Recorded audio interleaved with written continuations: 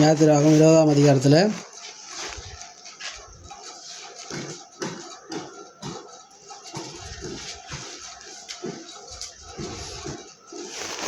1 வாசிக்கலாமா? தேவன் பேசி சொல்லிய சகல வார்த்தைகளும் ஆவன. கடவுள்னா சிலர் இப்போ மோசையிட பேசி ஒரு சில கட்டளைகளை கொடுத்துருக்கிறார். அதில் பிரதானமாக ஒரு 10 கட்டளை அங்கே என்ன செய்கிறாங்க முன்வைக்கிறார். அதில் முதலாவது கட்டளை என்ன பார்க்கும்போது வாசிங்க 2வது வசனம். உன்னை அடிமைத்தன வீடாகிய எகிப்து தேசத்திலிருந்து புறப்பட பண்ணின உன் தேவனாகிய கர்த்தர் நான் தான் என்ன செய்ய கொண்டேன்? எகிப்து தேசத்துலேருந்து உன்னை கொண்டு வந்திருக்கிறாங்க. எப்படி இருந்த நீ அடிமையாக இருந்த, ஆனால் என்ன செய்ய அங்கே விடுதலை பண்ணி அங்கேருந்து உன்னை மீட்டு கொண்டு வந்திருக்க தெய்வம் நான் தான் அப்படின்னு நீ ஞாபகத்தில் வச்சுக்கோ. இப்போ வாசிக்கலாம். முதல் கட்டளை என்னது? என்ன என்று உங்களுக்கு வேறே தேவர்கள்? யார் தான் தெய்வமாக இருக்கணுமா? அடிமைத்தன வீட்டிலேருந்து நம்ம யார் விடுவிச்சாங்களோ அவங்க தான் தெய்வமாக இருக்கணும். நம்மளாம் யார் அடிமைத்தன வீட்டிலேருந்து மீட்டு எடுத்தது? நம்முடைய தெய்வமாகிய ஆண்டவராகிய இயேசு கிறிஸ்து தான். அவர் தான் நம்மளை மீட்டு எடுத்த. அதனால் அவரை என்று வேறு ஒரு தெய்வம் நமக்கு என்ன செய்யக்கூடாது? இருக்கவே கூடாது. தான் முதல் கற்பனை. 2வது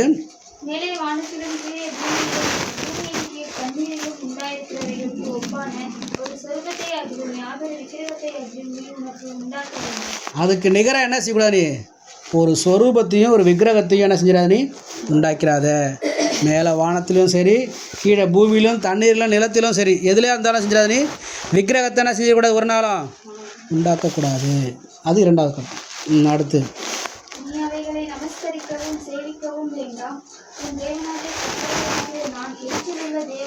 நீ அப்படி செஞ்சேன்னா நான் எரிச்சல் ஆகிடுவேன். எனக்கு என்ன வந்துடும்? கோபம் வந்துடும். நீ விக்கிரக ஆராதனை செஞ்சால் எனக்கு என்ன வரும்? தெரியாதவங்க செஞ்சால் ஒன்றும் பிரச்சனை கிடையாது. இது விக்கிரகம்னு சொல்லி அது தெய்வம் இல்லைன்னு சொல்லி தெரியாமல் என்ன செய்கிறாங்க? சிலர் ஆராதிக்கிறாங்க. அது என்ன செய்கிறாங்க? நமஸ்கரிக்கிறாங்க. அதுக்கு செய்ய வேண்டியதான் செய்கிறாங்க. அது கடவுளுடைய பார்வை என்ன கிடையாது? கொல்லாப்பத்தில் அவங்களுக்கு தெரியல. அது ஆனால் தெரிஞ்ச செஞ்சால் என்ன ஆகிடும்? ஆண்டவருக்கு எரிச்சல் உண்டாகும். எரிச்சல் உண்டாச்சுன்னா அதுக்கப்புறம் என்ன? அதுக்கு அடுத்து நடக்கிறதான அந்த காரியங்கள் நம்ம தானே செய்யணும், அனுபவிக்க வேண்டியதெல்லாம் காணப்படும். அடுத்து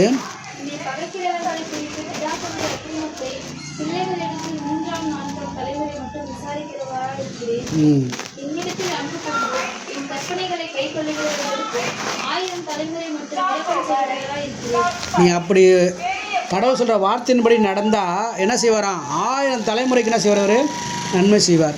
இல்லைன்னு சொன்னால் கர்த்தர் என்ன செய்வார்? நமக்கு எதிர்த்து நிற்பார். 3ஆம் 4ஆம் தலைமுறை வரைக்கும் என்ன செய்வார்? விசாரிப்பார். நீ பாவம் செய்து என்ன பாவம்? விக்கிரகத்தை உண்டாக்குனது, விக்கிரக ஆராதனையை வழிபட்டது. என்ன ஆகும்? நீ நிறைய பேர் என்ன செய்கிறோம்? விக்கிரகத்தை விட்டு வெளியே வந்துட்டோம். இருந்தாலும் நம்முடைய வாழ்க்கையில் அந்த விக்கிரகத்தினுடைய சாபம் என்னது தொடர்ந்து வருது. ஆண்டவர் என்ன செய்கிறாராம்? 3-4 தலைமுறை வரைக்கும் நான் விசாரிப்பேன். எங்கள் அப்பா இல்லை, எங்கள் தாத்தா இல்லை, எங்கள் தாத்தாவுடைய அப்பா விக்கிரக ஆராதனை செய்திருந்தாருன்னா அதனுடைய பலனை நான் என்ன செய்ய இன்றைக்கி அனுபவிப்பேன். அந்த நஷ்டத்தை நான் அனுபவிப்பேன். அந்த வேதனையை நான் அனுபவிப்பேன். இப்போ ஆண்டவர்கிட்ட கேட்கணும், ஆண்டவரே என் முற்பிதாக்கள் செய்ததான பாவத்திலேருந்து விக்கிரக ஆராதனை வரக்கூடிய சாபத்திலேருந்து என்னை மீட்டுக் கொள்ளுங்க ஆண்டவரேன்னு சொல்லி நம்ம கேட்கணும். சரி வாசிக்கலாம்.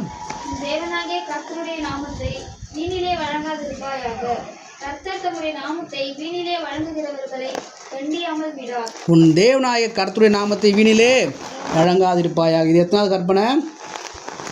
3. 4வது.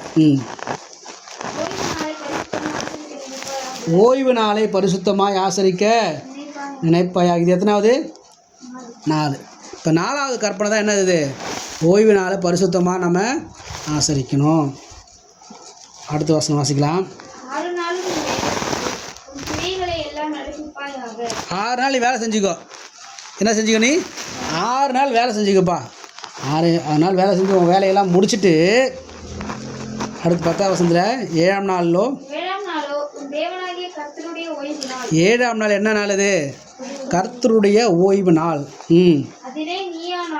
நீயா இருந்தாலும் சரி, உன் பிள்ளையாக இருந்தாலும் சரி, மகளாக இருந்தாலும் சரி, நீ வச்சிருக்க வேலைக்காரங்களாக இருந்தாலும் சரி, வேலைக்காரங்களாக இருந்தாலும், ஆடு மாடாக இருந்தால் கூட, உங்கள் வீட்டுக்கு வந்திருக்கிறதான சொந்தக்காரங்களாக இருந்தாலும் சரி, யாரும் என்ன செய்யக்கூடாது? அன்றைக்கி வேலை செய்யக்கூடாது. ஏன்? அதான் என்ன நாள்? அது ஓய்வு நாள் தான். என்ன நாள்? திரும்ப அந்த 10ஆம் வசனம் வாசிங்க. கர்த்தருடைய ஓய்வு நாள் அது. யாருடைய ஓய்வு நாள் அது? கடவுளோடு கூட இருக்க வேண்டிய நாள் அது. மனுஷனோடு இருக்க வேண்டிய நாள் கிடையாது. அது யாரோடு இருக்க வேண்டிய நாள்? கடவுளோடு கூட இருக்க வேண்டிய நாள். அந்த நாள் என்ன செஞ்சிட நீ ஏமாற்ற பார்க்காத. அப்படி செஞ்சேன்னா வாசிங்க 11. கர்த்தர் 6 நாளைக்குள்ளே வானத்தையும் பூமியையும் அவைகளில் உள்ள எல்லாவற்றையும் உண்டாக்கி 7ஆம் நாளிலே ஓய்ந்திருந்தார். கர்த்தர் 7ஆம் நாளில் ஓய்ந்திருந்தார். ஆகையால் கர்த்தர் ஓய்வு நாளை ஆசீர்வதித்து அதை பரிசுத்தமாக்கினார். ஓய்வு நாளை ஆசீர்வதித்து என்ன செய்கிறாரு? பரிசுத்தமாக்கி இருக்கிறாரு. ஆகையினால் நம்ம ஓய்வு நாள் என்ன செய்யணும்? கடைபிடிக்கணும். இந்த வசனத்தில் சொல்லப்பட்டது போல என்னைக்கு ஓய்வு நாள்?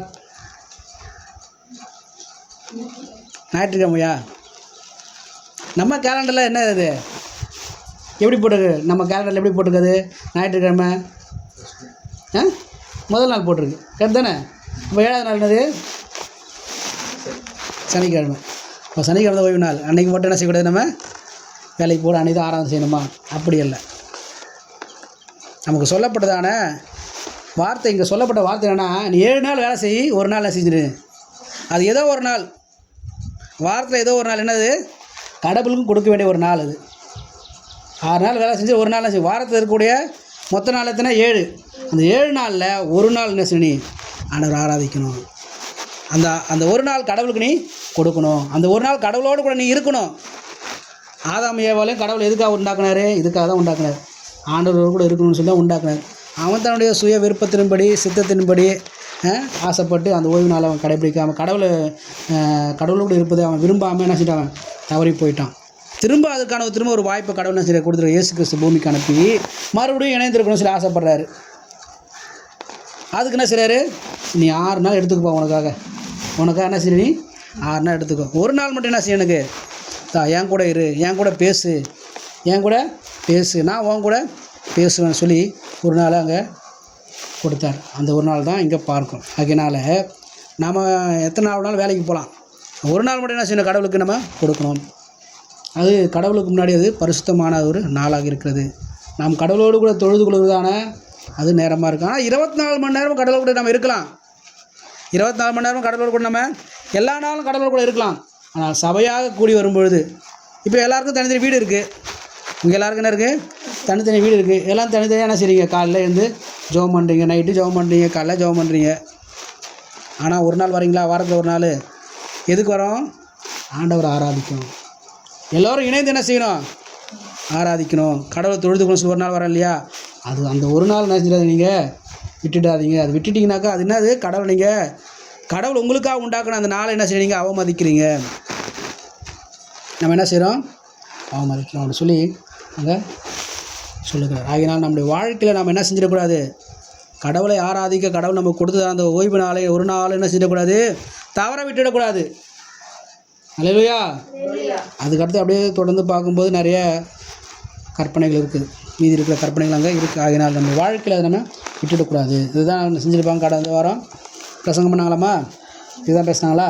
சரி, கர்த்தர் நம்மை ஆசீர்வதிப்பாராங்க. நாம் தொடர்ந்து வாசிக்கிறதான வேத பகுதிக்கு நேராக நம்ம செல்லலாம். நம்ம என்ன பார்த்துட்டு வரோம் தொடர்ந்து? அது இந்த வருஷத்துலேருந்து புதுசாக ஒன்று ஆரம்பிச்சிருக்கேன்ல, யாக்கோபில் கொஞ்சம் பேலன்ஸ் இருக்குது, அதை பண்ணலாம். இந்த வருஷம் தொடர்ந்து நம்ம பண்ணுறதை பார்க்குறோம். என்ன தலைப்பில் பார்த்துட்டு வரோம்? நம்ம நான் பரிசுத்தர் ஆகியால் நீங்களும் பரிசுத்தராயிருங்க. கடவுள் சொல்கிறார். என்னன்னு சொல்கிறாரு கடவுள்? நான் பரிசுத்தர் ஆகியால் நீங்களும் என்ன செய்யுங்க? பரிசுத்தராக இருங்க. ஏன் அவர் உங்களை பரிசுத்தராக இருக்க சொல்கிறாரு? நம்மளை எதுக்கு கடவுள் பரிசுத்தராக இருக்க சொல்லணும்? நம்மளாம் பரிசுத்தமாக இல்லை. நம்மளாம் கடவுள் விரும்புகிற பிரகாரம் நம்முடைய வாழ்க்கை இல்லை. ஆகினால தான் கடவுள் சொல்கிறார், என்ன செய்ய? நீ பரிசுத்தமாக இருக்கணும். நான் உன்னை ஆசீர்வதிக்கிற, உன்னை நேசிக்கிற உன் தகப்பனாகிய நான் எப்படி இருக்கிறேன்? பரிசுத்தராக இருக்கிறேன். அதனால் நீயும் என்னை நேசிக்கிற, நீயும் என்னை ஆராதிக்கிற நீயும் எப்படி இருக்கணும்? பரிசுத்தமாக இருக்கணும்னு சொல்லி கடவுள் எதிர்பார்க்கிறார். நம்ம எதிர்பார்க்க மாட்டோமா? பேரண்ட்ஸ் என்ன செய்கிறாங்க? பிள்ளைகளை ஸ்கூலுக்கு அனுப்புகிறாங்க, காலேஜுக்கு அனுப்புகிறாங்க படிக்க வைக்கிறதுக்காக. எதுக்கு அனுப்புகிறாங்கம்மா? பிள்ளைங்களை எதுக்கு அனுப்புகிறாங்க? படிக்கணும். படிச்சுன்னா சரி நல்ல மார்க்கு எடுக்கணும், அதுக்கு தான் அனுப்புகிறோம். ஸ்கூலுக்கு போய் நல்ல மார்க் எடுக்கலாம் அப்பா அம்மா கேட்பாங்களா? கேட்க மாட்டாங்களா? கேட்பாங்க. அடி வைப்பாங்க. என்ன செய்வாங்க? முட்டி போட வைப்பாங்க, அடி வைப்பாங்க. அப்போ உலகத்துக்குரிய நாமளே அப்படி என்ன செய்கிறோம்? எதிர்பார்க்குறோம். உலகத்தில் இருக்க நாமளும் என்ன செய்யணும், நம்முடைய பிள்ளைங்க என்ன செய்யணும், கஷ்டப்பட்டு என் பையனை என்ன செய்யணும் படிக்க வைக்கிறேன், என் பொண்ணை நான் கஷ்டப்பட்டு படிக்க வைக்கிறேன். ஆனால் படிக்க வேண்டிய வயசில் படிக்காமல் அது இஷ்டத்துக்கு சுற்றிட்டு இருந்தால் பேரண்ட்ஸுக்கு எப்படி இருக்கும், மனசு வேதனையாக இருக்கும். நான் படிக்கிற காலங்கள் அப்படிலாம் செஞ்சுருக்கிறேன். படிக்கிற காலம்லாம் செஞ்சுருக்கேன். வீட்டில் காசு வச்சானா தெரியாமல் எடுத்துகிட்டு போயிடுவேன். எடுத்துகிட்டு போய் நான் என் இஷ்டத்துக்கு செலவு பண்ண, வீட்டுக்கு தெரியாதுன்னு நினச்சிட்டு நான் செஞ்சேன். அப்படி செஞ்சேன். ஒரு நாள் தெரிஞ்சுது, நல்லா கவனிச்சாங்க. வீட்டில் என்ன செஞ்சாங்க, நல்லா கவனிச்சாங்க. அப்போ நம்ம வீட்டில் என்ன செய்வாங்க, பெற்றோர் எதிர்பார்ப்பாங்க. யார் நம்ம வந்து நம்முடைய தேவையெல்லாம் சந்திக்கிறாங்களோ, ஒருவேளை அம்மா அப்பா இருப்பாங்க, அம்மா அப்பா இல்லாதவங்க அவங்களுடைய அண்ணா அக்கா இருப்பாங்க, இல்லை அத்தை மாமா இருப்பாங்க, சித்தப்பா பெரியப்பா, அதுபோல் யாராவது ஒருத்தருடைய கட்டுப்பாட்டில் இருக்கும்பொழுது அவங்க என்ன செய்வாங்க, அதிகமாக எதிர்பார்ப்பாங்க. இவனுக்கு நான் இவ்வளோ பணம் செலவு பண்ணி நான் படிக்க வைக்கிறேன், இவன் நல்ல மதிப்பெண் எடுக்கணும்னு சொல்லி எதிர்பார்ப்பாங்க இல்லையா? அப்படி அந்த மதிப்பெண் எடுக்காமல் நம்ம கட்டடிச்சுட்டு சுற்றிட்டு அரியர் வச்சுட்டு அப்படி இருந்தோம்னா நம்மளை நடத்துக்கிற நம்ம இப்போ போஷிக்கிற நபருக்கு எப்படி இருக்கும், வேதனையாக இருக்கும். நம்மகிட்ட நிறைய சொத்து இருக்குது, ஏதாவது நம்மகிட்ட நிறையா சொத்து இருக்குது, நிலம் இருக்குது, நிறையா பொருள் இருக்குது, அதை வச்சு படிக்க வைக்கிறாங்கனாக்கா அந்த பிள்ளைங்க அப்படி தான் இருக்கும். ஆனால் வீட்டில் கஷ்டப்பட்டு அடுத்த வேளை சாப்பாட்டுக்கே வழி இருக்காது. அவங்க என்ன செய்வாங்க, நான் தான் இப்படி கஷ்டப்பட்டேன், என் பிள்ளைய என்ன செய்யக்கூடாது, இப்படி கஷ்டப்படக்கூடாது, என் பிள்ளையாவது நல்லா இருக்குன்னு நினச்சி என்ன செய்வாங்க, இருக்க இடத்த விற்பாங்க, நகை விற்பாங்க. 3 வேளை சாப்பிட்றவங்க என்ன செய்வாங்க, ஒரு வேளை சாப்பாட்டை குறைச்சிக்கிட்டு அந்த காசை என்ன செய்வாங்க, பிள்ளைகளை படிக்க வைப்பாங்க. அந்த பிள்ளைங்க எப்படி படிக்கணும், அப்போ அவ்வளோ கஷ்டத்தில் வீட்டில் படிக்க வைக்கும்போது அந்த பிள்ளைங்க கவனத்தை அதில் வைக்கணும்.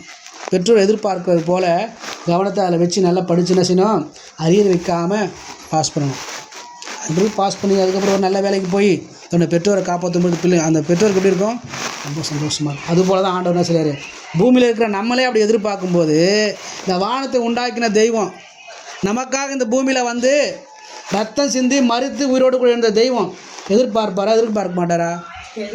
அவர் சொல்கிறாரு, நான் யார், நான் பரிசுத்தர், அதனால் நீங்களும் என்ன செய்யுங்க, பரிசுத்தமாக இருங்க. நான் உங்களுக்கு வேறு எதுவும் சொல்லலை, நம்ம பரிசுத்தமாக இருப்பது என்ன தடம் தான் சொன்னேன். எப்படி பரிசுத்தமாக இருக்குன்னு சொல்லலை நான். ஆனால் என்ன தான் சொல்லிட்டு வரோம், நமக்கு என்ன தடையாக இருக்குது அதுதான் பார்த்துட்டு வரோம். நம்ம பரிசுத்தமாக வாழ முடியாமல் இருக்கிறது என்ன தடையாக இருக்குன்னு தான் நம்ம என்ன செய்கிறோம் பார்த்துட்டு வந்தோம். அதில் முதல்ல பார்க்கும்போது என்ன செஞ்சு ஒரு சில காரியங்கள் நமக்கு தடையாக இருக்குன்னு சொல்லி பார்த்துட்டு வந்தோம். அதில் தான் தொடர்ச்சியாக பார்த்துட்டு வரோம். வாசிக்கலாம். மார்க் எழுதிய சுவிசேஷ புத்தகம்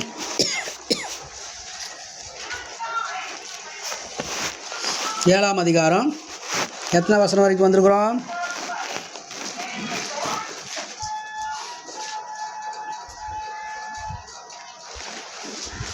22 வரைக்கும் வந்திருக்கிறோம். 7ஆம் அதிகாரம். அதில் பார்க்கும்போது மனுஷனுக்குள்ளே வெளியிலேருந்து வர்றது மனுஷனை கரைப்படுத்தாது, தீட்டுப்படுத்து. ஆனால் உள்ளேருந்து வர்றது, ஆனால் இருதயத்துலேருந்து வர்றதான காரியம் என்ன செய்யுது, தீட்டுப்படுத்து, கரைப்படுத்துது. ஒரு மனுஷனை என்ன செய்தான், பரிசுத்தமாக வாழ விடாமல் கரைப்படுத்துது சொல்லி இங்கே பார்த்தோம். அதில் பார்க்கும்போது எதெல்லாம் பார்த்தோம், மனுஷனுக்குள்ளேருந்து புறப்பட்டு வரதெல்லாம் என்னென்னலாம் புறப்பட்டு வருது, மனுஷனுடைய இருதயத்துலேருந்து பொல்லாத சிந்தனை வருது, அப்புறம் விபச்சாரம் வருது, அப்புறம் வேசித்தனம் வருது, அப்புறம் கொலைபாதகம் வருது, அதுக்கப்புறம் களவு வருது, அதுக்கப்புறம் பொருளாசை. இது வரைக்கும் நம்ம என்ன செய்யிருக்கோம் பார்த்துருக்கோம். அல்லேலூயா. இதெல்லாம் எங்கேருந்து தான் வருது, நம்ம சரீரத்தில் இருக்கக்கூடிய இருதயத்துலேருந்து தான் வருது. எங்கேருந்து வருது, நம்ம மனசுக்குள்ளேருந்து திடீர்னு ஒரு எண்ணம் வருது, இது ஏமாத்திடலாமா, அம்மாவுக்கு தெரியாமல் ஏமாத்திடலாமா, இதை அக்காவுக்கு தெரியாமல் ஏமாத்திடலாமா, தங்கச்சிக்கு தெரியாமல் ஏமாத்திடலாமா, பக்கத்தில் இருக்கிற தெரியாமல் இந்த மாங்காய் வளர்த்துடலாமா, திருடிடலாமா, நமக்கு தோணலை. சில வேலையில் டேஸ்ட்டை பார்க்கும்போது என்ன செய்யும், நம்ம நாக்கில் எச்சி வரும், இந்த மாம்பழம் டேஸ்ட்டாக இருக்கும் போல இருக்கு. நமக்கு என்ன வந்து ஒரு எண்ணம் வந்து என்ன செய்வோம், யாராவது பார்க்குறாங்கன்னா அது போல் நான் செஞ்சுருக்கிறேன், அதனால தான் உங்களோட சொல்கிறேன். செய்யாதவங்க என்ன செய்ய முடியாது, சொல்ல முடியாது. நம்மளாம் தப்பு செஞ்சு நான் இப்போ நான் மனம் மாறி திருந்தி கடவுளுக்கு பிரியமாக வாழணும்னு சொல்லி முயற்சியில் நான் போயிட்டுருக்கிறதுனால சொல்கிறேன் உங்களுக்கு. கடவுள் என்ன செய்கிறாரு, எதிர்பார்க்குறாரு நம்ம பரிசுத்தமாக இருக்குன்னு சொல்லி. இப்படிப்பட்ட எண்ணங்கள்லாம் எங்கேருந்தா வருது, இருதயத்துலேருந்து வருது. யாருடைய இருதயத்துலேருந்து வருது, என் இருதயத்துலேருந்து வருது. ஒவ்வொருத்தரும் சொல்லணும் அது போல், என் இருதயத்துலேருந்து என்ன வருது, கடவுள் விரும்பாத எண்ணங்கள் வருது. அம்மா சொல்ல கேட்கலன்னு சொன்னால் அது எங்கேருந்து வரும், அந்த எண்ணம் இருதயத்துலேருந்து வருது. பிசாசு என்ன செய்கிறான், பிடிச்சிக்கிறான், இருதயத்தை பிடிச்சிக்கிறான். நீ தான் அம்மா சொல்கிறது கேட்காத, அம்மா சொல்கிறது நீ கேட்காத, அந்த ஒரு எண்ணத்தை என்ன செய்கிறான் பிசாசு உள்ளே போட்டுறான். அப்புறம் கீழ்ப்படிய முடியல. தொடர்ந்து பார்க்கும்போது வாசிக்கலாம். அதுக்கு அடுத்து பொருளாசைக்கு அடுத்து என்ன வந்தது? துஷ்டத்தனங்களும். என்னவா அது? துஷ்டத்தனம். துஷ்டத்தனம் உள்ள மனுஷன் எப்படி இருப்பான்னா, நியாயத்தை என்ன செய்ய மாட்டான், ஒரு நாளும் அறிய மாட்டான். இது நீதி நியாயம்லாம் பார்க்கவே மாட்டாங்க. ஒரு சிலர்லாம் இருக்கிறாங்க. எப்படி இருக்கிறாங்க அவங்க? ஐயோ, நியாயமாக இது நான் அவங்களுக்கு கொடுக்க வேண்டியதாச்சு, நியாயமாக இது நான் செய்ய வேண்டியதாச்சு. வசனம் சொல்லுது, உன் தகப்பனையும் தாயும் கனம் பண்ணுவாயாக, பிள்ளைகளே உங்கள் பெற்றோருக்கு கீழ்ப்படுத்துகிறேன், இது நியாயம். அப்பா அம்மாவுக்கு என்ன செஞ்சுருக்கணும்? கீழ்ப்படி. இது என்னவா அது? நியாயம். கீழ்ப்படுது என்னது? அப்படி கீழ்ப்படுதுன்னா அது அநியாயம். அது யார் செய்வாத? அந்த அநியாயமான காரியத்தை யார் செய்வா? இருதயம் கரைப்பட்டவங்க செய்வாங்க. இருதயம் கரைப்பட்டவங்க என்ன செய்வாங்க? அந்த எண்ணத்தை உண்டாக்குங்க. அந்த இருதயத்துலேருந்து கீழ்ப்படியாமங்க வருது. துஷ்டமான காரியம் அது. கீழ்ப்படியாது என்னது? துஷ்டமான. நியாயமாக செய்ய வேண்டியதெல்லாம் செய்யாமல் அநியாயமான காரியங்களை செய்கிறது தான் துஷ்டத்தனம். நீதிமொழிகள் 28:5 அதை நம்ம பார்க்கிறோம். அதே நீதிமொழிகள் 28:5 அதை பார்க்குறோம். நீதிமொழிகள் 25:5 அநீதியற்ற ஒரு காரியத்தை செய்வான். யார்? துஷ்டன் என்ன செய்வான்? அநீதியான காரியங்களை செய்வான். நீதி நியாயங்களை கடைபிடிக்க மாட்டான். அப்புறம் தீமையான காரியங்களை மட்டும்தான் செய்வான். வாய்ப்பை தேடிட்டு இருப்பான். எப்போ வாய்ப்பு கிடைக்கும்? ஒரு வசனத்தை வாசிக்கலாம். நீதிமொழிகள் 24:8.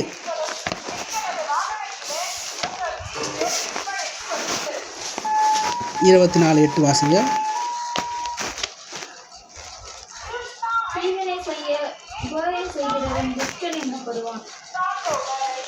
ஒரு நிமிஷம் நான் எடுத்துக்கிறேன். 24:8. தீவினை செய்ய உபாயம் செய்கிறவன் துஷ்டன் எனப்படுவான். அவன் என்ன செய்வான்? அதுக்கான காரியங்களை மட்டும் செய்வான். தப்பு செய்யணும், கெடுதி செய்யணும்னு சொல்லி என்ன செய்வான்? அவன் நினைப்பானா? வசனம் சொல்கிற பிரகாரம் பார்க்கும்போது எப்போ வாய்ப்பு கிடைக்கும்னு தெரிஞ்சிருப்பான். தப்பு செய்கிறதுக்கு எப்போ, தீமையான காரியம் செய்கிறதுக்கு எப்போ வாய்ப்பு கிடைக்கும், அந்த வாய்ப்பை பயன்படுத்தலான்னு சொல்லி அவன் இருப்பானா. அது எங்கேருந்தான் வருது? அதெல்லாம் இருதயத்துலேருந்து தான் வருது. துஷ்டத்தனம். துஷ்ட மனுஷன் அவனுடைய இருதயத்திலேருந்து தீமையான காரியங்களை செய்வதற்கு அவன் முயற்சி பண்ணுவான். அதையே அவன் விரும்புவான். அது மாத்திரமில்லை, அக்கிரமம் செய்ய மனுஷன் தீவிரம் காட்டுவான். யார்? துஷ்டன் என்ன செய்வானா? அக்கிரமமான ஒரு காரியத்தை செய்கிறதுக்கு தீவிரம் காட்டுவான்னு சொல்லி நீதிமொழிகள் 17:4 வாசிக்கிறோம். அது மாத்திரமில்லை, துஷ்டன் அருகில் சாத்தான் நிற்பான். துஷ்டன் பக்கத்தில் யார் தான் இருப்பா? சாத்தான் நிற்பான். துஷ்டத்தனை எங்கேருந்தா வருதான்? இருதயத்திலேருந்து வந்து மனுஷனை கரைப்படுத்தி கடவுளுக்கு பிரியமாய் வாழ விடாமல் அது மாற்றுகிறது. பரிசுத்தமாய் வாழ்வதற்கு தடையாக துஷ்டத்தனம் நம்ம இருதயத்திலேருந்து வந்து நம்மை கரைப்படுத்தி விடுகிறதுன்னு பார்த்தோம். அதில் துஷ்டத்தனம் எப்படி இருக்கும்? நீதி நியாயம் செய்ய விடாது. அப்புறம் அந்த நீதி நியாயம் செய்யாமல் தீமையான காரியங்களை செய்வதற்கு சமயம் பார்த்துட்டு இருக்கோம். அது மட்டும்தான் செய்யும். அவன் பக்கத்தில் யார் இருப்பா? துஷ்டன் பக்கத்தில் பிசாசு இருப்பான். அந்த ஒரு வசனத்தை மட்டும் வாசிக்கலாம். 109 சங்கீதம் 6வது வசனம்.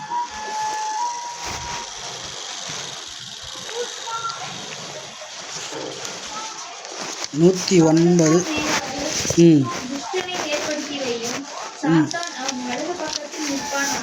சாத்தான் எங்கே நிற்கிறான்? இப்போ அவன் வலது பக்கத்தில் நிற்கிறான். யார் பக்கத்தில்?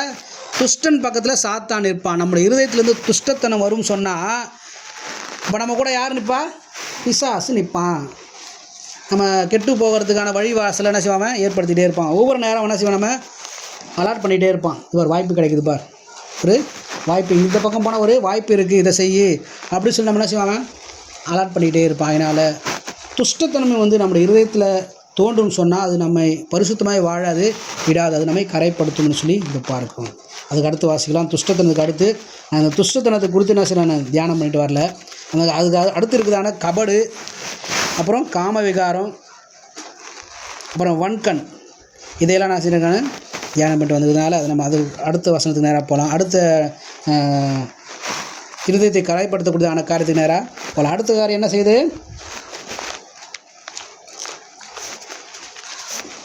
மார்க்கில்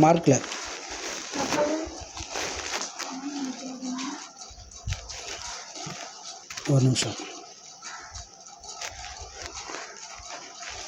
களவும் பொருளாசையும் துஷ்டத்தனமும் ஒரு மனுஷனை செய்து உள்ளே வந்து அவனை கரைப்படுது. அடுத்து கபடு, காம விகாரம், வன்கண், தூஷணம், பெருமையும் மதிகேடும் தான் இருதயத்திலிருந்து புறப்பட்டு வந்து மனுஷனை தீட்டுப்படுத்த சொல்லி இங்கே பார்த்து. இப்போ கபடு என்கிறதான அந்த வார்த்தை இருக்குல்லையா, அது கொஞ்சம் வித்தியாசமானது. அது என்ன செய்யும், மனுஷனுடைய இருதயத்தில் இருக்குன்னு சொன்னால் அந்த மனுஷனை அது தீட்டுப்படுத்திவிடும். அது வாசிக்கிறோம். சங்கீதம் 52ஆம் சங்கீதம் 2வது வசனத்தில் இப்படி சொல்லப்பட்டு கபடு சொன்னால் என்னன்னு சொல்லி நமக்கிட்டலாம் அப்படி ஒரு காரியம் இருக்குதா, கபட்டுத்தனமாக நம்ம யோசிக்கிறோமா, கபடாக இருக்கிறோமா, கபடுன்னு அப்படின்னா என்னன்னு சொல்லி நம்ம தியானம் செய்வதான காரியங்கள் நம்ம சுலபமாக புரிந்து கொள்ளலாம். 52ஆம் சங்கீதம் 2வது வசனத்தை வாசிக்கலாம். கபடு எப்படி இருக்குன்னு சொன்னால் வாசிமா 52:2